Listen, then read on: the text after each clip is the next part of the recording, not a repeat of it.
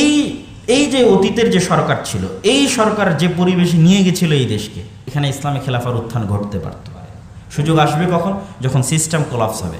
সিস্টেমকে কোলাপস হতে দিবে না কে? যতদিন আমাদের পাশ্চাত্য গডফাদাররা আছে, ওরা সিস্টেম কোলাপস হতে দিবে না।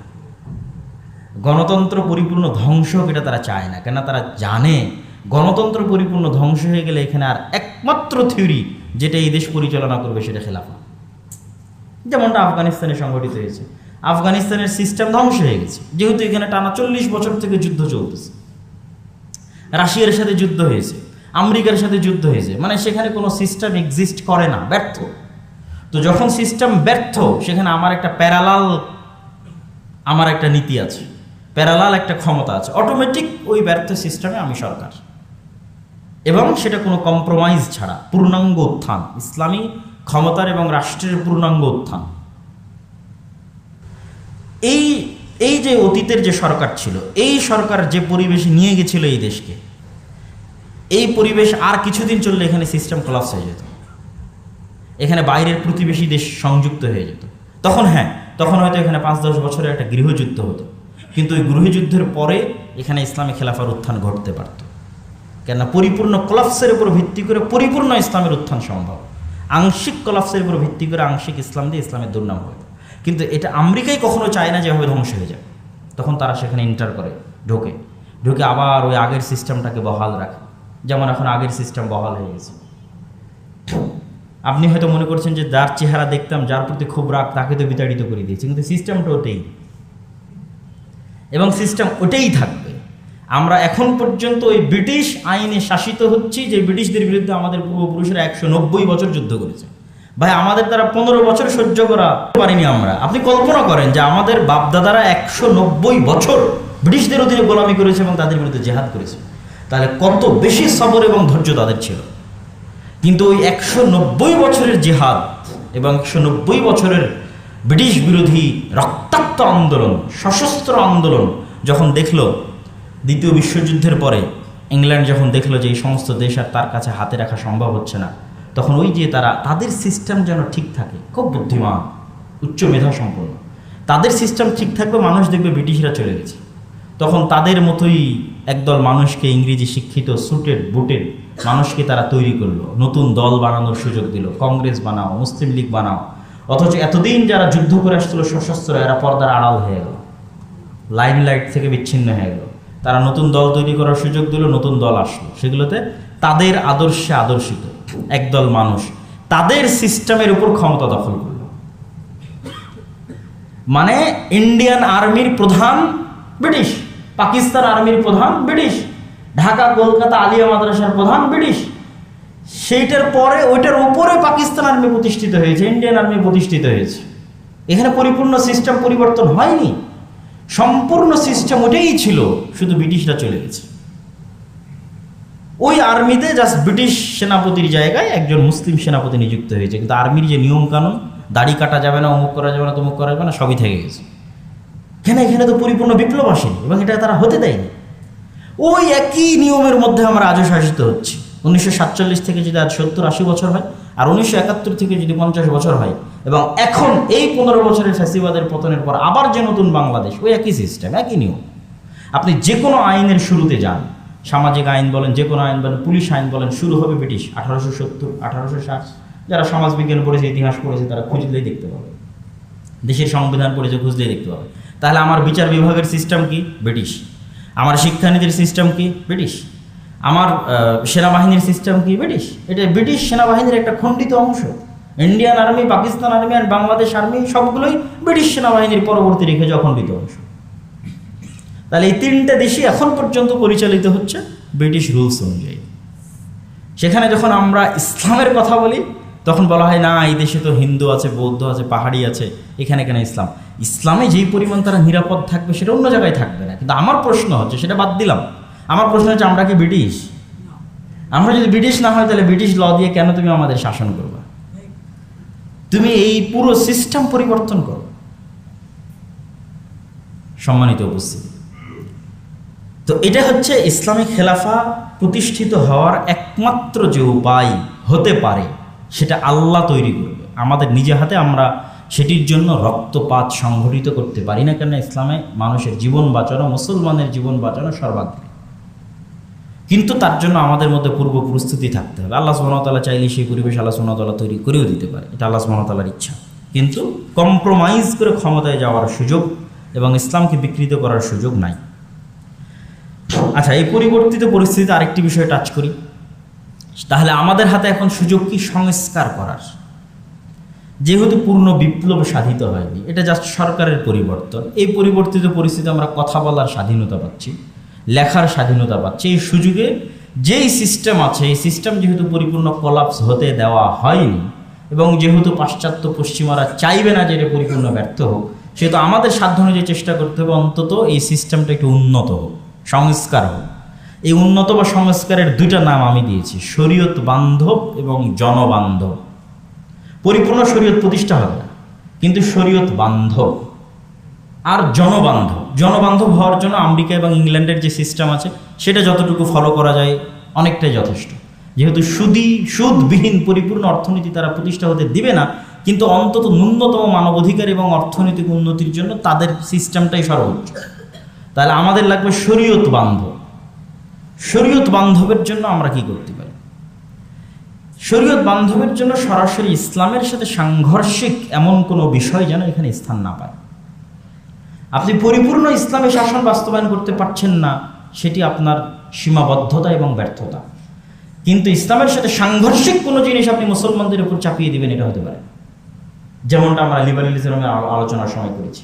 এটার জন্য আমাদের সচেতন এবং সজাগ থাকতে হবে এবং ন্যূনতম সংবিধানে লিখিত থাকতে হবে যে এই দেশে ইসলাম বিরোধী কোনো আইন, ইসলামের সাথে সাংঘর্ষিক কোনো আইন এদেশে বাস্তবায়ন করা যাবে না। এবং আরেকটা বিষয়ের দিকে ফোকাস দিতে হবে, সেটা হচ্ছে এই দেশের স্বাধীনতা এবং সার্বভৌমত্ব। আমরা মুসলমান হিসেবে ন্যূনতম মুসলিম পরিচয় নিয়ে এই দেশে যে বসবাস করতে পারছি, এটা 1947-এ যে আন্দোলন, রাজনৈতিক আন্দোলন হয়েছিল, তার হালকা সুফল। এই দেশের স্বাধীনতা এবং সার্বভৌমত্ব যে 1947-এ আমরা যে সীমানা পেয়েছিলাম, এটা যদি ধ্বংস হয়ে যায়, স্বাধীনতা সার্বভৌমত্ব না থাকে, যেমনটা গত 15 বছরের নতজানু পররাষ্ট্রনীতির কারণে তৈরি হয়েছিল, তাহলে আমরা সামগ্রিকভাবে ক্ষতির সম্মুখীন হব। যেমন এখন যে বন্যা আমরা দেখলাম, এইরকম বন্যার সময় ডুবে মরা আর গ্রীষ্মকালে পানিবিহীন মরুভূমিতে পরিণত হওয়া, এটা তো বাংলাদেশের স্বাধীনতা এবং সার্বভৌমত্ব না থাকার প্রমাণ বহন করে। যেখানে সারা বিশ্বের আন্তর্জাতিক আইন কর্তৃক স্বীকৃত যে যখনই কোনো নদী দুই দেশের মধ্যে বর্ডার ক্রস করে, উজান থেকে ভাটিতে যায়, তখন এককভাবে উজানের কোনো দেশ ওই নদীতে বাঁধ দিয়ে ভাটির দেশের অনুমতি ছাড়া পানি প্রত্যাহার করতে পারে না। কিন্তু আমাদের সাথে গত 50 বছর থেকে এই জুলুম করা হচ্ছে। পদ্মা নদীকে হত্যা করা হয়েছে, পদ্মা নদীর 50-এর অধিক কাছাকাছি শাখা নদী নিহত হয়েছে, সারা বাংলাদেশে 300-এর অধিক নদীকে হত্যা করা হয়েছে। পদ্মা নদীতে যেমন বাঁধ দেওয়া হয়েছে, তিস্তাতে আমাদের নিকটবর্তী বাঁধের নাম হচ্ছে গজলডোবা, আর এর অতিরিক্ত পাহাড়ের যত দিকে যাওয়া যাবে অসংখ্য বাঁধ আছে। পুরো তিস্তা নদী একটা মৃত মরুভূমিতে পরিণত হয়েছে। তাহলে গ্রীষ্মকালে পানি প্রত্যাহার করে নদীগুলোকে হত্যা করা হচ্ছে, আবার বন্যার সময় যখন পানি বেশি হয়ে যাচ্ছে, ছেড়ে দিচ্ছে, তখন আমার নদীর তো ওই ধারণ ক্ষমতা নাই। যেহেতু শুষ্ক মরুভূমি নদী, বন্যার এত পানি সে ধারণ করবে কীভাবে? তখন কুমিল্লা ফেনীতে যে বন্যা হয়েছে এরকম বন্যা হচ্ছে, সিলেটে যে বন্যা হয়েছে এরকম বন্যা হচ্ছে। এই বন্যার ক্ষতির পরিমাণ আপনি কল্পনা করতে পারবেন না। এই বন্যার ক্ষতির পরিমাণ কল্পনা করতে পারবেন না। মাজা ভেঙে দেওয়া যেটাকে বলা হয়, ফেনী, কুমিল্লা, নোয়াখালীর মানুষের মাজা ভেঙে দেওয়া হয়েছে অর্থনৈতিকভাবে। এবং আন্তর্জাতিক আইন লঙ্ঘন করা হয়েছে যে আপনি বাঁধ খুলে দেবেন, তার পূর্বে ভাটির দেশকে জানাবেন না, এটা আন্তর্জাতিক আইনের লঙ্ঘন। তাহলে এই দেশের স্বাধীনতা সার্বভৌমত্ব যতক্ষণ শক্তিশালী না হচ্ছে, ততক্ষণ আমি আমার কোনো অধিকারী, রাষ্ট্রীয় কোনো অধিকারী আমি পাবো না। এবং আমাদেরকে ব্যাপক এবং সুদীর্ঘ এক গোলামির মধ্যে জীবনযাপন করতে হবে। এই জন্য আমরা আরেকটি বিষয় এই সংস্কারের সাথে যুক্ত করতে পারি, সেটা হচ্ছে বাংলাদেশের স্বাধীনতা এবং সার্বভৌমত্ব। 1996 সালের পানি বন্টন চুক্তি অনুযায়ী 52টা ভারত এবং বাংলাদেশের মধ্যে যে নদী আছে তার পানির ন্যায্য হিস্সা অনুযায়ী বন্টন হতে হবে। অথচ 30 বছর পার হয়ে যাচ্ছে, এখন পর্যন্ত আর গঙ্গা বা পদ্মার পানি চুক্তি ছাড়া আর কোনো চুক্তিই হয়নি, তিস্তারও হয়নি। শুধু তাই নয়, বাংলাদেশের অভ্যন্তরে যখন বাংলাদেশ পানি সংরক্ষণের জন্য কোনো উদ্যোগ নেয়, সেটা তো ভারত বাধা দেয়। যেমন তিস্তায় বাধা দেওয়া হয়েছে, পাংশা উপজেলায় একটা ব্যারেজ তৈরি করার উদ্যোগ নেওয়া হয়েছিল, সেটা 2016-17 সালে বাধা দিয়ে বন্ধ করে দিয়ে, এরকম অসংখ্য বাধা আছে। তাহলে বাংলাদেশের স্বাধীনতা এবং সার্বভৌমতা আর একটি বড় বিষয়। নাহলে এই দেশে আপনার যে বাজার আছে, গার্মেন্টসের বাজার আছে, এই দেশে আপনার যে অর্থনৈতিক উন্নতির বাজার আছে, এগুলো সব ধ্বংস করে দেওয়া হবে। ব্যবসা প্রতিষ্ঠান, শিল্প প্রতিষ্ঠান ধ্বংস করে দিয়ে পাশে কি বাজারের অভাব আছে? অভাব নাই। ভারত এক বৃহৎ দেশ, চায়না আছে। সুতরাং এই জায়গায় কোনো শিল্প এবং ব্যবসায়িক প্রতিষ্ঠান গড়ে না উঠুক, এটা তারা চাইবে স্থায়ীভাবে দেশকে পরাধীন করে দেওয়ার জন্য। তো এই জিনিসগুলো আমরা সংস্কার করতে পারি, চলমান সরকারের কাছে আমরা সংস্কার হিসেবে চাইতে পারি। এবং ন্যূনতম ইসলামের কাছাকাছি এই সংসদীয় গণতন্ত্রের চাইতে প্রেসিডেন্ট পদ্ধতির যে নির্বাচন, যা সারা বাংলাদেশের মানুষ ভোট দিয়ে একজন প্রেসিডেন্টকে নির্বাচন করবে, তিনি তার ইচ্ছামতো তার পরিষদ গঠন করবেন এবং দ্বিকক্ষ বিশিষ্ট সংসদ থাকবে, যাতে যেহেতু জনগণের নির্বাচনে যারা আসতেছে তারা অযোগ্য আসতেছে, অশিক্ষিত আসতেছে, মূর্খ আসতেছে, কেননা দলীয়, আমি যেটা গণতন্ত্রের ব্যর্থতা আগেই তুলে ধরেছি। তো এটাকে কিছুটা কমানো যায় কি, যখন আপার হাউস থাকে, যেখানে দেশের শিক্ষিত জ্ঞানীগুণী মানুষেরা ভোটের ভিত্তিতে নয়, তাদের যোগ্যতার ভিত্তিতে আপার হাউসের অন্তর্ভুক্ত হয়, তাহলে অন্তত এইটার যে দুর্বল বা ক্ষতিকর দিক আছে সেটিকে অনেকটাই কমানো যায়। তো এই বিষয়গুলো আমাদের আলোচনার মধ্যে নিয়ে আসতে হবে এবং এই বিষয়গুলো সংস্কারের মধ্যে নিয়ে আসতে হবে। নিয়ে এসে আমরা চাই যে চলমান যে সরকার যারা দায়িত্ব নিয়েছে তারা অন্তত রাষ্ট্রের জন্য কল্যাণকর যে সংস্কারগুলো আছে সেই সংস্কারগুলো তারা করুক। এবং আমি বিশ্বাস করি ব্যক্তিগতভাবে যে অর্থনৈতিক যে সংস্কারগুলো হবে এগুলো ভালো হবে, কল্যাণকর হবে। কিন্তু আমাদের আতঙ্ক এবং আশঙ্কার জায়গা হচ্ছে লিবারেলিজম এবং সেকুলারিজমের নামে আরও হয়তো পরে, এখন থেকেই কিছু কিছু আওয়াজ পাওয়া যাচ্ছে তারা কিছু এই দেশে অন্তর্ভুক্ত করতে পারে, ইনক্লুসিভ স্টেট, অন্তর্ভুক্তিমূলক রাষ্ট্রের নামে। এটার জন্য আমাদের শক্ত আওয়াজ এবং ভূমিকা থাকতে হবে, যেন এই দেশে সরাসরি রাষ্ট্র এই ইসলাম বিরোধী কোনো কিছু বাস্তবায়ন করার সুযোগ না পায়। বক্তব্যের সামারি বলি, বক্তব্যের সারমর্ম হচ্ছে ইসলামের নিজস্ব রাষ্ট্রের দর্শন আছে, রাষ্ট্র পরিচালনা, সেটির নাম খেলাফা, এবং এটা পৃথিবীর সর্বশ্রেষ্ঠ রাষ্ট্র পরিচালনার দর্শন। এবং আজকের আমেরিকা এবং আজকের ইংল্যান্ডের মানুষেরাও আরও বেশি শান্তি, নিরাপত্তা, স্বাধীনতা, অর্থনৈতিক উন্নতি ভোগ করবে যদি তারা তাদের দেশেও ইসলামী খেলাফা বাস্তবায়ন করে। এটা হচ্ছে আমাদের আলোচনার সবচেয়ে বড় সারমর্ম এবং এটা আমাদের জন্য এটি হওয়া উচিত। কিন্তু এটা আমাদের মোড়লেরা হতে দিবে না এবং তারা সিস্টেম জিইয়ে রাখবে, সিস্টেম ধ্বংস হতে দিবে না। আর সিস্টেম যদি আল্লাহ সুবহানাহু ওয়া তাআলা চান তো ধ্বংস হয়ে যেতে পারে, এবং ধ্বংস হলে তার উপরে ইসলামী খেলাফা রাষ্ট্র ব্যবস্থা প্রতিষ্ঠিত হতে পারে। তবে তার জন্য আমাদের দোয়া লাগবে এবং আমাদের পূর্ব প্রস্তুতি কি, আমাদের মধ্যে ন্যায় পরায়ণতা লাগবে। অন্য কিছু বলিনি আমি, অনেক কিছুই আছে আমাদের মধ্যে, সালাত, সিয়াম, হজ, যাকাত সবই আছে। আগের সরকারের সব ওসিডিসির 60-70% নামাজি ছিল, হাজি ছিল, ওমরাকারী ছিল, কিন্তু ন্যায় পরায়ণতা ছিল না। তাহলে আমাদের মসজিদ, মাদ্রাসা, শিক্ষা প্রতিষ্ঠান, দল, সংগঠন, এগুলোতে ন্যায় পরায়ণতা ফিরিয়ে নিয়ে আসতে হবে, ইনসাফ ফিরিয়ে নিয়ে আসতে হবে। তাহলে আল্লাহ সুবহানাহু ওয়া তাআলা আমাদের উপর দয়া করে তিনি আমাদের দায়িত্ব দিতে পারেন। যেমন আল্লাহ সুবহানাহু ওয়া তাআলার একটা আয়াত পড়ে যদি আজকের বক্তব্য শেষ করতে চাই, ওয়া'আদাল্লাহুল্লাযীনা আমানু মিনকুম ওয়া আমিলুস সালিহাত, আল্লাহর ওয়াদা যারা ঈমান আনয়ন করে এবং সৎ কাজ করে তাদের জন্য আল্লাহর ওয়াদা, যে লা ইস্তাখলিফান্নাহুম ফিল আরজ, আল্লাহ তাদেরকে পৃথিবীতে রাষ্ট্রীয় ক্ষমতায় অধিষ্ঠিত করবেন। তাহলে আমাদেরকে আল্লাহ রাষ্ট্রীয় ক্ষমতায় অধিষ্ঠিত করছেন না মানে আমাদের ঈমানের ত্রুটি আছে, সৎ আমলের ত্রুটি আছে। এটা আল্লাহর ওয়াদা, আল্লাহ কোরআনে বলছেন যে আল্লাহর ওয়াদা যারা ঈমান আনয়ন করবে, সৎ আমল করবে, তাদেরকে আল্লাহ সুবহানাহু ওয়া তাআলা রাষ্ট্রীয় ক্ষমতায় অধিষ্ঠিত করবেন। কামাস্তাখলাফাল্লাযীনা মিন ক্বাবলিহিম, যেমন আল্লাহ সুবহানাহু ওয়া তাআলা তাদের পূর্ববর্তীদের করেছিলেন। ওয়ালা ইউমাক্কিনান্না লাহুম দীনাহুম, আর এটার দ্বারা আল্লাহ তার দ্বীনকে পৃথিবীতে শক্তিশালী এবং মজবুত করবেন। কোন দিনকে? আল্লাযী ইরতাদা লাহুম, যেই দিনকে আল্লাহ সুবহানাহু ওয়া তাআলা বাছাই করেছেন এই দুনিয়ার মানুষের জন্য। এটি সূরা নূরের 55-56 নম্বর আয়াত। তো এই আয়াতকে সামনে রেখে আমরা বলতে পারি যে আমরা যদি সংশোধন হই, আমরা যদি আমাদের মধ্যে ন্যায় পরায়ণতা প্রতিষ্ঠা করতে পারি। আপনি মনে করছেন ন্যায় পরায়ণতা মানে শুধু দায়িত্বশীল? জি না, পরিবারের মধ্যেও ন্যায় পরায়ণতা থাকে। শাশুড়ি এবং বউ পরস্পরের মধ্যে সালাত, সিয়াম, হজ, যাকাত সব ঠিক থাকলেও ন্যায় পরায়ণতা ঠিক থাকে না। বিয়ে হওয়ার পর বাবা এবং সন্তানের মধ্যে সব ঠিক থাকলেও ন্যায় পরায়ণতা ঠিক থাকে না। বাবা মারা যাওয়ার পর ভাই বোনের মধ্যে সব ঠিক থাকলেও ভাই তার বোনকে তার বাবার সম্পত্তিতে ন্যায় অনুযায়ী জমি বন্টন করবে, এটা থাকে না। অথচ অনেক বড় আলহাজ, হাজি, হয়তো ডবল 50 বার 100 বার হয়তো হজ এবং উমরা পালন করেছে, কিন্তু তার বোনকে তার বাপের সম্পত্তিতে ন্যায়ের সাথে, যেখানে দামি জমি ওখানেও ভাগ দিবে, যেটা কম দামি জমি সেখানেও ভাগ দিবে, যেটা বাড়ি দামি বাড়ি সেখানেও ভাগ দিবে, যেটা কম দামি সেখানেও ভাগ দিবে। এই ন্যায় নাই।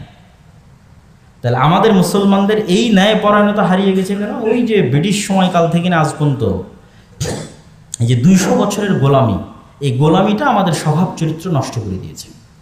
আমাদের জিনের রক্তের মধ্যে এই ন্যায়পরায়ণতা বিরোধী রক্ত ঢুকে গেছে গোলামির কারণে। এইটা থেকে বের হতে আরও সময় লাগবে, কিন্তু প্র্যাকটিস করতে হবে, চেষ্টা করতে হবে। এই জন্য আমাদের দ্রুত কিনে নেওয়া যায়, আমাদের দায়িত্বশীলেরা দ্রুত বিক্রি হয়ে যায়, ঘুষের কাছে বিক্রি হয়, টাকার কাছে বিক্রি হয়। কেন? আমাদের সব ঠিক আছে, কিন্তু আমাদের মেরুদণ্ড সোজা না, মানে আমরা ন্যায় না। এই জন্য এমন মা লাগবে, এমন বাবা লাগবে যে হচ্ছে মেরুদণ্ড সোজাওয়ালা প্রজন্ম দিতে পারবে বাংলাদেশকে। শুধু নামাজি সালাত আদায়কারী না, মেরুদণ্ড সোজাওয়ালা প্রজন্ম দিবে, যে অর্থের কাছে, টাকার কাছে, কোনো লোভের কাছে বিক্রি হবে না, ন্যায় স্থির থাকে। সেই নির্দেশনা ইসলামে আছে। ব্যক্তিগত, পারিবারিক, সামাজিক, রাষ্ট্রীয়, অর্থনৈতিক সকল দিকের সমাধান ইসলামে আছে। আল্লাহ সুবহানাহু ওয়া তাআলা আরও বলেছেন, ওমাই ইয়াবতাগি গায়রাল ইসলামি দীনা, যারা ইসলাম ব্যতীত আর অন্য কোনো কিছুতে সমাধান খুঁজবে, তার ব্যক্তি জীবনের, পারিবারিক জীবনের, সামাজিক জীবনের, রাষ্ট্রীয় জীবনের, তাদের পক্ষ থেকে এটি গ্রহণ করা হবে না এবং তারা পরকালে ক্ষতিগ্রস্তদের অন্তর্ভুক্ত হবে। তাহলে অবশ্যই ইসলামের একটি রাষ্ট্রীয় সমাধান আছে, এবং সেটি বাদ দিয়ে যখন আমরা অন্য কোনো থিওরি, অন্য কোনো তন্ত্র মন্ত্রের পিছনে ছুটব, সেটি তাৎক্ষণিক খুব কল্যাণকর, খুব আনন্দদায়ক মনে হতে পারে, দীর্ঘস্থায়ীভাবে সেটিও ব্যর্থ। যেমন আমরা রক্তাক্ত জুলাই বা 5ই আগস্টের গণ অভ্যুত্থান এবং স্বৈরাচারের পতন, এটিকে অনেকেই বলছে বিপ্লব, কিন্তু আসলে এটি বিপ্লব নয়। এটি শুধুমাত্র সরকারের পরিবর্তন এবং সরকারের পতন।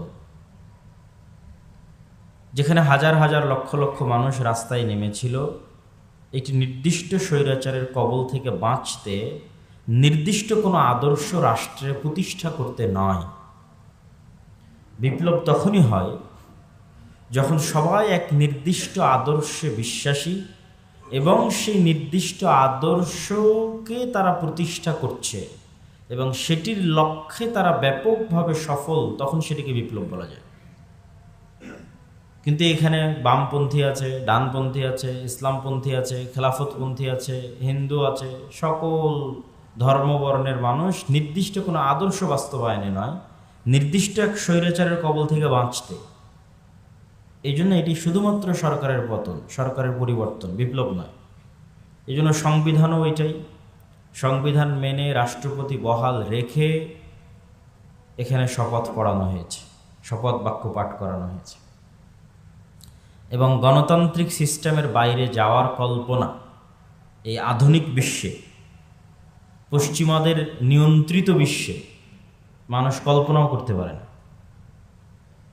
আর পশ্চিমাদের জন্য তাদের জন্য তাদের গণতন্ত্র কেন ঠিক সেটিও তুলে ধরব, কিন্তু আমাদের জন্য তারা গণতন্ত্র কেন চায় সেটি আমাদের জানা দরকার।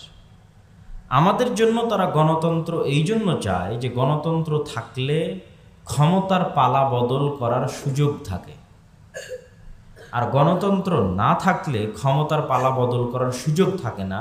তখন রিস্ক হলে পরিবর্তন করা খুব কঠিন হয়। এই জন্য রাজতন্ত্রও তারা পছন্দ করে না। যে কথার কথা, সৌদি আরবের বর্তমান বাদশাহ যদি তাদের জন্য রিস্ক হয়, তাহলে যেহেতু সেখানে গণতন্ত্র নাই, সেহেতু এটা তাদের জন্য অনেক কঠিন। আর গণতন্ত্র হলে মিডিয়ার কন্ট্রোলের মাধ্যমে, মানুষের ব্রেইনকে ম্যানিপুলেট করার মাধ্যমে, ফেসবুক, ইউটিউব, টুইটারের মাধ্যমে মানুষকে উস্কিয়ে দিয়ে যে কোনোভাবে একটা সরকার ফেলে দেওয়া যায়। এবং যখনই সরকার পড়ে তখন সেই শূন্যতা পূরণ করার জন্য তারা চলে আসে। এখানে দেখবেন যে এই জুলাই থেকে না আগস্ট পর্যন্ত রাস্তায় থাকা, শহীদ হওয়া, মারা যাওয়া বেশিরভাগই হয়তো ইসলাম মানা বা ইসলামকে ভালোবাসে এরকম মানুষ। কিন্তু তাদের এই কষ্টের ফসলটা কারা নিয়ে গেল? পশ্চিমারা।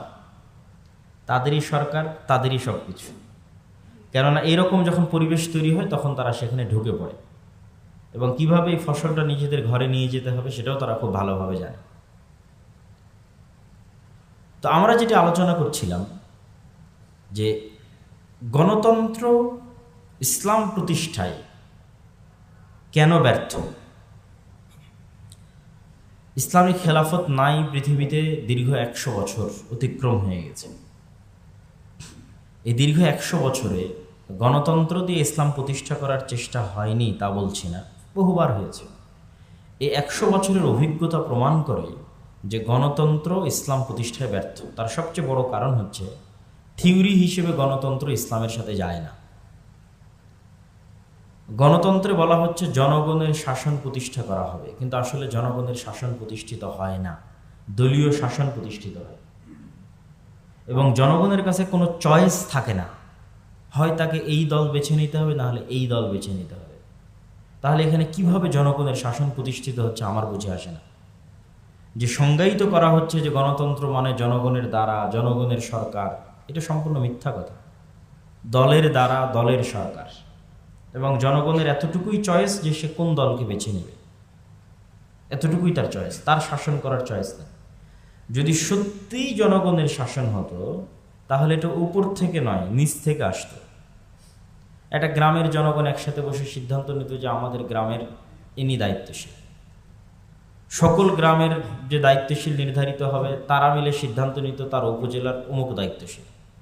উপজেলার দায়িত্বশীলেরা মিলে বসে সিদ্ধান্ত নিত তার জেলার অমুক দায়িত্বশীল। জেলার দায়িত্বশীলেরা বসে সিদ্ধান্ত নিত তার বিভাগের অমুক দায়িত্বশীল। বিভাগের দায়িত্বশীলেরা বসে সিদ্ধান্ত তার দেশের অমুক দায়িত্বশীল। এই রুট লেভেল থেকে যখন উপর দিকে আসতে থাকবে তখন এটা জনগণের শাসন। এটা ইসলামের শাসন আমি এটা বলতেছি, কিন্তু এটা জনগণের শাসন। আর যখন আপনি উপর থেকে চাপিয়ে দিবেন, দুই দলের মধ্যে কোনো এক দলকে বেছে নিতে হবে, তাদের ক্ষমতা, তাদের সাপোর্ট, তাদের জনবল, তখন এখানে আমার এবং আপনার মতো আম জনসাধারণের কিছুই করার থাকে না। গণতন্ত্র আরও একটি কারণে ব্যর্থ, ইসলামের সাথে যায় না। তার সবচেয়ে বড় কারণ হচ্ছে ইসলামে আহলুল হাল্লি ওয়াল আকদ, যোগ্য ব্যক্তিকে ক্ষমতায় নিয়ে আসতে হবে পরামর্শের ভিত্তিতে। আর এখানে বাংলাদেশে পুলিশ হওয়ার জন্য যোগ্যতা লাগবে, আর্মি হওয়ার জন্য যোগ্যতা লাগবে, বিচারপতি হওয়ার জন্য যোগ্যতা লাগবে, ওসিডিসি হওয়ার জন্য যোগ্যতা লাগবে, শুধু মন্ত্রী মিনিস্টার হওয়ার জন্য যোগ্যতা লাগবে না। মানে সকল পর্যায়ে আপনি একটা ইউনিভার্সিটির টিচার দিবেন তাও যোগ্যতা লাগবে, স্কুলের টিচার দিবেন তাও যোগ্যতা লাগবে। কিন্তু আপনি দেশের দায়িত্ব নেবেন, আপনার কোনো যোগ্যতার শর্ত নেই। যে কেউ রাস্তা থেকে আন্দোলন করে উঠে রাষ্ট্রের নেতা হয়ে যাবে, রাস্তা থেকে পলিটিক্স করে উঠে রাষ্ট্রের দায়িত্ব নিয়ে নেবে। এই জন্য গণতন্ত্রের এই থিওরির সাথে ইসলাম যায় না। ইসলাম চায় যোগ্য ব্যক্তি ক্ষমতায় আসুক। এই জন্য ক্ষমতার দ্বন্দ্ব তৈরি হওয়া ইসলাম চায় না। কেন? গণতন্ত্রে হচ্ছে আপনাকে দায়িত্ব চেয়ে নিতে হবে। দায়িত্ব যখন চেয়ে নেবেন তখন অবশ্যই সেখানে গ্রুপিং তৈরি হবে, ক্ষমতার দ্বন্দ্ব তৈরি হবে। আর যখন পরামর্শের ভিত্তিতে কাউকে দায়িত্ব দিবেন, সবাই মিলে সিদ্ধান্ত নেবেন যে কে দায়িত্বশীল হবে। ঠিক যেভাবে এখন অন্তর্বর্তীকালীন সরকার গঠিত হয়েছে, অন্তর্বর্তীকালীন সরকারে কাদের ক্ষমতায় দিল, কারা আসলো, আমি এটা বিবেচনা করছি না। কিন্তু যেই পদ্ধতিতে সরকার তৈরি হয়েছে এটা হচ্ছে ইসলামের নির্বাচন পদ্ধতি, ইসলামের রাষ্ট্র পরিচালনা নির্বাচন পদ্ধতি। যে 3 সেনাবাহিনীর প্রধান, বিভিন্ন দলের নেতা, ছাত্র আন্দোলনের নেতা, তারা এক জায়গায় বসে সিদ্ধান্ত নিচ্ছে, পরামর্শ করছে আমরা কাকে রাষ্ট্রনেতা করতে পারি, সবচেয়ে যোগ্য ব্যক্তিকে। এটাই হচ্ছে ইসলামের রাষ্ট্র নেতা নির্ধারণের পদ্ধতি। এবং এই সিস্টেমে যতবার রাষ্ট্রের নেতা নির্ধারিত হবে ততবার অন্য যে কোনো গণতান্ত্রিক সময়ের চেয়ে দেশে শান্তি, শৃঙ্খলা, নিরাপত্তা বেশি বজায় থাকবে, গ্রুপিং কম হবে, যোগ্য ব্যক্তি ক্ষমতায় আসবে এবং যোগ্য ব্যক্তি দেশের দায়িত্ব নেবে। আমি জানি না কেন এইভাবে রাষ্ট্র ফর্ম হওয়ার পর আবার বারবার বলা হচ্ছে গণতন্ত্রের মাধ্যমে আমরা জনগণের কাছে ক্ষমতা হস্তান্তর করব। এটা তো ভুয়া কথা। গণতন্ত্রের মাধ্যমে আমরা মারামারি এবং গণ্ডগোল তৈরির জন্য, দুই সাপে কুমিরে এবং কি বলার নাম বেজিতে গণ্ডগোল লাগানোর জন্য আমরা আবার অগ্নিগর্ভ তৈরি করার জন্য ক্ষমতা হস্তান্তর করব। হওয়া উচিত কি, দেশের সবচেয়ে জ্ঞানীগুণী মানুষ মিলে একটা কাউন্সিল থাকবে, তারা পরামর্শ করে ঠিক আছে আপনি এখন পারছেন না, তার পরবর্তী ক্ষমতায় কে আসলো তাকে আমরা পরামর্শের ভিত্তিতে নির্ধারণ করব, ঠিক যেভাবে এখন হয়েছে, যে বিষয়ে আমরা প্রস্তাবনা দিব। তবে এই বিপ্লব বা অভ্যুত্থান পরবর্তী, বিপ্লব আমরা বলছি না, অভ্যুত্থান পরবর্তী দেশে এখন যে পরিবেশ এবং পরিস্থিতি তৈরি হয়েছে সেখানে আমাদের আরও কয়েকটি বিষয় মাথায় রাখতে হবে। যেহেতু বেশিরভাগ ক্ষমতায় যারা আছে তারা এনজিও শক্তি এবং পশ্চিমা সাপোর্টেড, সেহেতু এটা আশাই করা যায় যে তারা হয়তো দেশের ন্যায় নীতি ভালো করবে, অর্থনৈতিক উন্নয়ন ভালো করবে, কিন্তু যে জায়গাটা সবচেয়ে আশঙ্কার সেটি হচ্ছে সেকুলারিজম, সেটি হচ্ছে লিবারালিজম। সেকুলারিজম মানে ধর্মনিরপেক্ষতা, লিবারালিজম মানে অবাধ স্বাধীনতা, অবাধ ব্যক্তি স্বাধীনতা, আনলিমিটেড ফ্রিডম, যেটার সাথে ইসলামের বিশ্বাস সরাসরি সাংঘর্ষিক। বারবার দেখবেন যে জাতিসংঘ যখন কোনো স্টেটমেন্ট দেয়, আমেরিকা যখন স্টেটমেন্ট দেয়, তারা বারবার বলে যে আমরা ইনক্লুসিভ স্টেট চাই, অন্তর্ভুক্তিমূলক রাষ্ট্র চাই। তারা কোনো সময় টু দ্য পয়েন্ট আপনাকে ধরিয়ে দিবে না যে আমি এইটার দ্বারা এটা বুঝাচ্ছি পজিটিভ। যে আমি মাঝে মধ্যে বিভিন্ন বক্তব্যে বলেছি যে পজিটিভ ওয়েতে দাওয়াতি কাজ করা উচিত, নেগেটিভ না। এই কাজটা তারা কাজে লাগায়, যে তারা সবসময় পজিটিভ ওয়েতে দাওয়াতি কাজ করে, বলবে বৈষম্য মুক্ত অন্তর্ভুক্তিমূলক সমাজ চাই। কিন্তু এই অন্তর্ভুক্তিমূলক সমাজ মানে যে এখানে সমকামীদের অধিকার দিতে হবে, অন্তর্ভুক্তিমূলক সমাজ মানে যে এখানে জেনার অধিকার দিতে হবে, এটা কিন্তু সে বলবে না, কিন্তু এর মধ্যে এটা আছে। তো যেহেতু সে পজিটিভ ওয়েতে দাওয়াতি কাজ করবে সেহেতু সে এটা বলবে না, কিন্তু এটা বললে তো আপনারা ক্ষিপ্ত হয়ে যাবেন, আন্দোলন মিছিল মিটিং শুরু হয়ে যাবে। এই জন্য সবসময় বলবে আমরা চাই অন্তর্ভুক্তিমূলক রাষ্ট্র, যেখানে সবার অধিকার থাকবে, সবার অবাধ স্বাধীনতা থাকবে। এই বলতে বলতে বলতে বলো সমকামীদের কি অধিকার নাই? তখন তো আপনি এতক্ষণ ভেবে আসলেন যে না, সবার অধিকারের কথা বলা হচ্ছিল, কত সুন্দর, তাই এখন সমকামীদের অধিকারের কথা বলা হচ্ছে, তখন আপনার টনক নড়বে। তো এই জন্য এই ধরনের মুখরোচক বলি থেকে আমাদের সতর্ক থাকতে হবে আগে থেকে, পূর্ব থেকে, যেন আমাদের দুর্বলতার সুযোগ নিয়ে কেউ ইসলাম বিরোধী কোনো কিছু এই দেশে ব্যাপকভাবে বাস্তবায়ন, প্রচার এবং প্রতিষ্ঠা করার সুযোগ না পায়। সেক্ষেত্রে সেকুলারিজমও আমাদের শত্রু, লিবারালিজমও আমাদের শত্রু। সেকুলারিজম মানে ধর্মনিরপেক্ষতাবাদ, মানে রাষ্ট্রের সাথে ধর্মের কোনো সম্পর্ক নাই।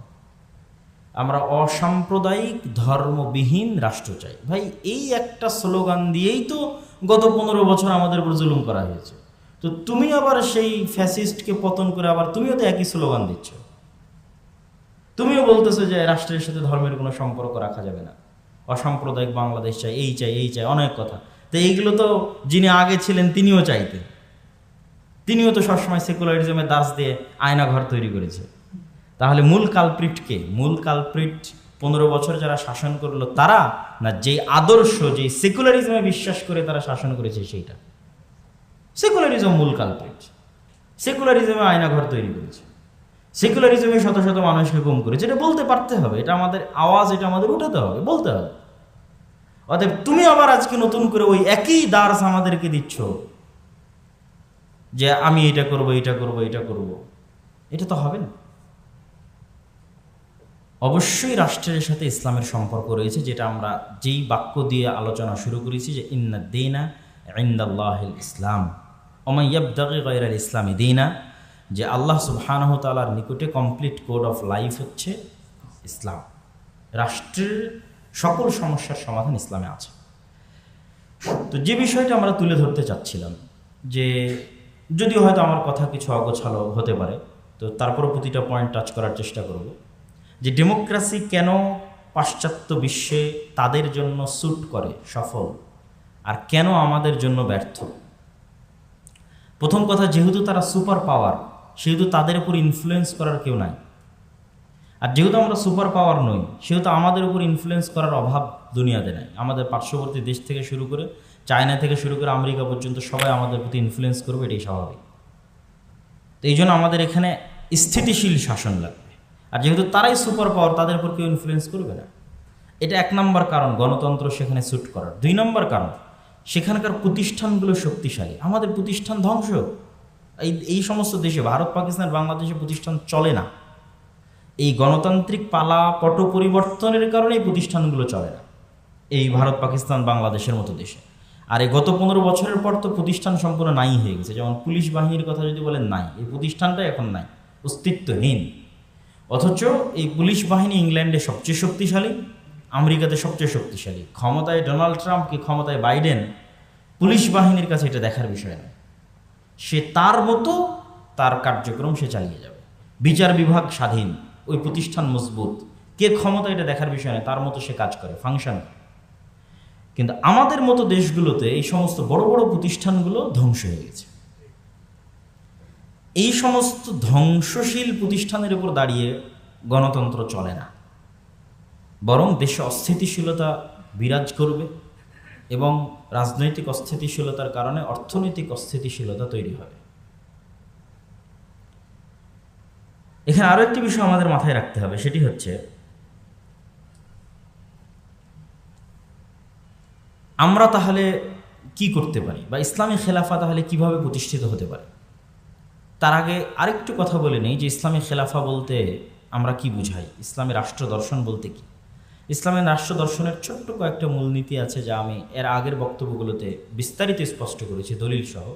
সংক্ষিপ্ত যদি বলি তাহলে ইসলামের রাষ্ট্রীয় দর্শন হচ্ছে ক্ষমতার চিরন্তন চিরস্থায়ী মালিকানা একমাত্র আল্লাহর, বাকি সবাই যারা আসবে এরা ক্ষণস্থায়ী ক্ষমতার মালিক, কেউ চিরস্থায়ী নয়। 2 নম্বর হচ্ছে আল্লাহর নিকটে সকল মানুষ সমান, এখানে কালো সাদা, তারপরে হচ্ছে আপনার ধর্ম বর্ণ, কোনো কিছুর ভেদাভেদ মানুষের ব্যক্তিগত মানবাধিকার, তার সামাজিক অধিকার প্রদানের জন্য আল্লাহর নিকটে নাই। সবাই আল্লাহ সুবহানাহু ওয়া তাআলার নিকটে সমান, মানে এটি ইসলামী রাষ্ট্রের কাছে, মুসলিম রাষ্ট্রের কাছে তার সকল নাগরিক সমান তার ন্যূনতম অধিকার পাওয়ার জন্য। এবং কোনো প্রকারের বর্ণ বৈষম্য এবং কোনো প্রকারের রং, গোত্র, দল, এই বৈষম্য জায়গা ইসলামে নাই, ইসলামী রাষ্ট্রে নাই। 3 নম্বর হচ্ছে ইসলামী রাষ্ট্রের সবচেয়ে বড় মূলনীতি হচ্ছে এখানকার ভিত্তি হতে হবে ন্যায়পরায়ণতা। ইসলামী রাষ্ট্রের মূল ভিত্তি ন্যায়পরায়ণতা। আমরা অনেকেই মনে করি যে এই মোহাম্মদপুরের সব মানুষ 5 ওয়াক্ত সালাত আদায় করলেই মনে হয় ইসলামী রাষ্ট্র হয়ে গেল, মোহাম্মদপুরের সব মেয়েরা বোরখা পরলেই হয়তো ইসলামী রাষ্ট্র হয়ে গেল। জি না, এই মোহাম্মদপুরের সব মানুষ যদি 5 ওয়াক্ত সালাত আদায় করে আর সব মেয়ে যদি বোরখা পরে, কিন্তু এখানে যদি ন্যায়পরায়ণতা না থাকে, অন্যায় হয়, মানুষের অধিকারের সাথে ছিনিমিনি খেলা হয়, মানুষের প্রতি জুলুম করা হয়, মানুষের ধন সম্পদ অন্যায়ভাবে ভক্ষণ করা হয়, যে যে জায়গার যোগ্য তাকে সেই জায়গায় দায়িত্ব দেওয়া না হয়, টাকার বিনিময়ে, আত্মীয় স্বজনের বিনিময়ে যদি মানুষ চাকরি পেয়ে যায়, যোগ্যতার বিনিময়ে নয়, তাহলে কোশ্চিনকালে এটা ইসলামী রাষ্ট্র নয়। আল্লাহ সুবহানাহু ওয়া তাআলা এই পুরো পৃথিবী পরিচালনা করছেন একটাই মাত্র মূলনীতি দিয়ে, যে তিনি ন্যায়পরায়ণ, আর ন্যায়পরায়ণতা তিনি বাস্তবায়ন করবেন। এবং এটা তার ওয়াদা যে পৃথিবী সৃষ্টির শুরু থেকে না কিয়ামত পর্যন্ত plus plus plus minus minus minus হতেই থাকবে।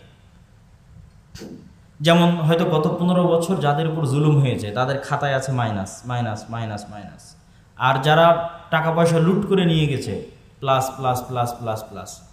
এই প্লাস মাইনাসকে যতক্ষণ আল্লাহ জিরো না করবেন ততক্ষণ তিনি আল্লাহই নন, এটা তার দাবি। তিনি এটাকে কিয়ামতের মাঠে টোটাল জিরো করবেন, চুল পরিমাণ প্লাস মাইনাস থাকবে না। যে যার যতটুকু পাওনা ততটুকু তিনি তাকে বুঝিয়ে দেবেন। এই জন্য তিনি প্রতিপালক রব্বুল আলামিন, এটা তিনি কিয়ামতের মাঠে করবেন। তাহলে কি বোঝা গেল? আল্লাহ সুবহানাহু ওয়া তাআলার কাছে সবচেয়ে বড় মূলনীতি হচ্ছে তিনি ন্যায়পরায়ণ। তিনি তার সাথে সম্পৃক্ত সকল গুনাহ ক্ষমা করবেন, কিন্তু মানুষের সাথে সম্পৃক্ত গুনাহ ক্ষমা করবেন না কেন? তার ন্যায়পরায়ণতায় ত্রুটি আসতে পারে এই জন্য। এবং নবী রাসূল যত দুনিয়াতে পাঠানো হয়েছে, সেই সমস্ত নবী রাসূলেরা পরে গিয়ে সালাত আদায় করেছে, পরে গিয়ে সিয়াম শিখেছে, কোরআন শিখেছে, কিন্তু জন্মগত তারা সত্যবাদী এবং ন্যায়পরায়ণ, জন্মগত। আর এই দুইটা জন্মগত বৈশিষ্ট্য ছাড়া তাদেরকে নবী বানানো হয়। রাসূল সাল্লাল্লাহু আলাইহি সাল্লাম 40 বছর পরে যখন আল্লাহ তাকে সালাত শিখিয়েছে, কোরআন শিখিয়েছে, হজ শিখিয়েছে, তখন তিনি করেছেন। কিন্তু এই জন্মের পর থেকে না 40 বছর পর্যন্ত তিনি জন্মগত সত্যবাদী এবং ন্যায়পরায়ণ। তাহলে ইসলামের সবচেয়ে বেসিক মূলনীতি হচ্ছে ন্যায়পরায়ণতা, যেটা থাকলে ইসলামী রাষ্ট্র আছে, না থাকলে ইসলামী রাষ্ট্র নাই। এবং আমাদের সবচেয়ে বড় সমস্যা হচ্ছে এই ন্যায়পরায়ণতা আমাদের না মসজিদে আছে, না মাদ্রাসায় আছে, না আমাদের ইসলামী দলগুলোতে আছে, না সংগঠনগুলোতে আছে। এই জন্য আমরা ইসলামী রাষ্ট্র প্রতিষ্ঠার যোগ্য নই। ইসলামী রাষ্ট্র প্রতিষ্ঠার যোগ্য হতে হলে সর্বাগ্রে আমাদের যে ছোট্ট ছোট্ট প্রতিষ্ঠানগুলো আছে, মসজিদ একটা প্রতিষ্ঠান, মাদ্রাসা একটা প্রতিষ্ঠান, দল একটা প্রতিষ্ঠান, এগুলোতে বেসিক মূলনীতি বাস্তবায়ন করতে হবে ন্যায়পরায়ণ। যে আপনার বেশি চামচামি করবে তাকে আপনি পদ দিয়ে দিবেন, যতই ইসলামী দল হোক, তাহলে তখন ন্যায়পরায়ণতা থাকলো না। যতই সালাত আদায় করে ন্যায়পরায়ণতা থাকলো, তাহলে আপনি ইসলামী রাষ্ট্র পালনের যোগ্য নন, প্রতিষ্ঠার যোগ্য নন। চতুর্থ বেসিক মূলনীতি হচ্ছে ইসলামে মানুষের জীবনের হেফাজত সকল বিধি বিধান নিয়ম নীতির ঊর্ধ্বে।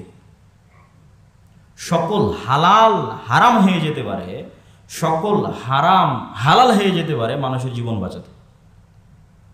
মানুষের জীবন বাঁচানোর ঊর্ধ্বে ইসলামে কোনো হুকুম নাই আল্লাহ সুবহানাহু ওয়া তাআলার পক্ষ থেকে, এর উপরে কোনো হুকুম নাই। শুকরের গোশত খাওয়া হারাম, জীবন বাঁচানোর জন্য যদি কেউ খেয়ে নেয় তার জন্য গুনাহ হবে না। কেন ইসলামের সকল ফরজের উপরের ফরজ, বড় ফরজ হচ্ছে লাইফ সেভিং, জীবন বাঁচানো। এটা হচ্ছে আপনি যখন দেখবেন একটা ইসলামী রাষ্ট্র প্রতিষ্ঠা হয়েছে, তখন সবচেয়ে যে সেফটিটা প্রতিষ্ঠা হবে সেটা হচ্ছে প্রত্যেকটা নাগরিকের জীবনের নিরাপত্তা প্রতিষ্ঠা।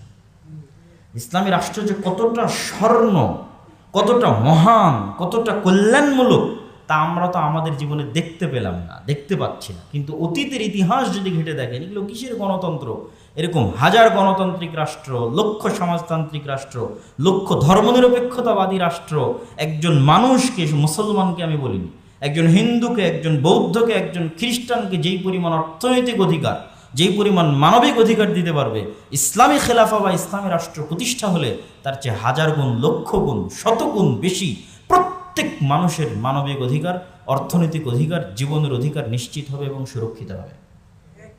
এই মূলনীতিগুলো ইসলামের মধ্যে আছে, দেওয়া আছে যে কিভাবে ইসলামী রাষ্ট্র প্রতিষ্ঠিত হবে, পরিচালিত হবে।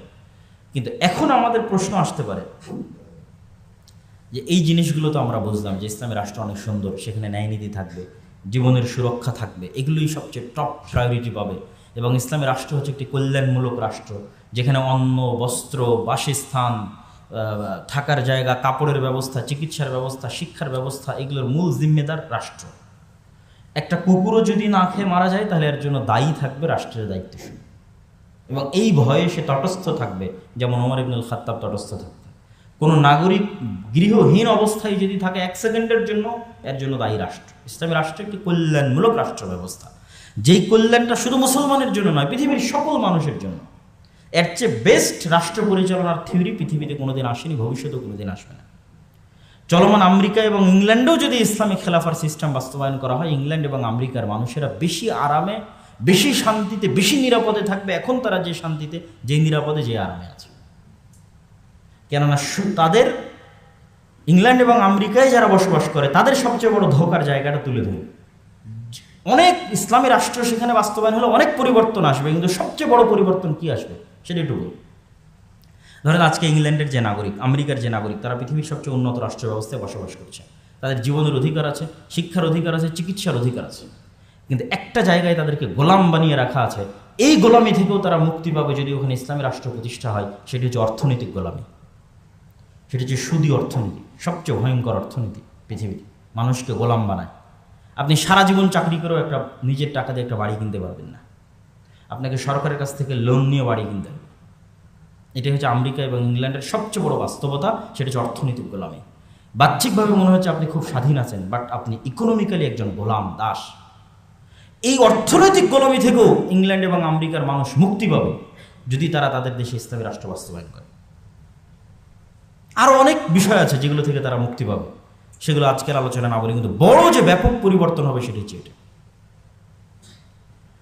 এখন আপনারা প্রশ্ন করবেন যে অনেক আলোচনা, অনেক লেকচার শুনলাম, কিন্তু ইসলামী রাষ্ট্র বা ইসলামী খেলাফা প্রতিষ্ঠিত হবে কিভাবে? যতক্ষণ অন্য সিস্টেমগুলো পরিপূর্ণ ব্যর্থ না হচ্ছে ততক্ষণ পর্যন্ত নতুন সিস্টেম প্রতিষ্ঠিত হওয়ার সুযোগ নাই। কেননা ইসলামে কম্প্রোমাইজ করার সুযোগ নাই। ইসলামে কম্প্রোমাইজ করলে এটা ইসলামের দুর্নাম। আমি আজকে গণতান্ত্রিক সিস্টেম বহাল রেখে ইসলামের নামে ক্ষমতায় গেলাম, আমাকে কম্প্রোমাইজ করতে হবে। তখন যে অশান্তি এবং বিশৃঙ্খলা বিরাজ করবে, আর দোষটা আসবে ইসলামের উপরে। এই জন্য ইসলামে কম্প্রোমাইজের সুযোগ নেই। তথা তোমার যে সিস্টেম আছে, এই সিস্টেমটাকে টোটাল কোলাপস করতে হবে, ধ্বংস হতে হবে। যেমন আমাদের দেশে গণতান্ত্রিক সিস্টেম আছে, এটা পরিপূর্ণরূপে যেদিন ধ্বংস হয়ে যাবে, ওই পরিপূর্ণ ধ্বংসের উপর ইসলামী খেলাফা প্রতিষ্ঠিত হবে। আপনি গণতান্ত্রিক সিস্টেম জিয়ে রেখে পরিপূর্ণ ইসলামী খেলাফা বাস্তবায়ন করতে পারবেন না।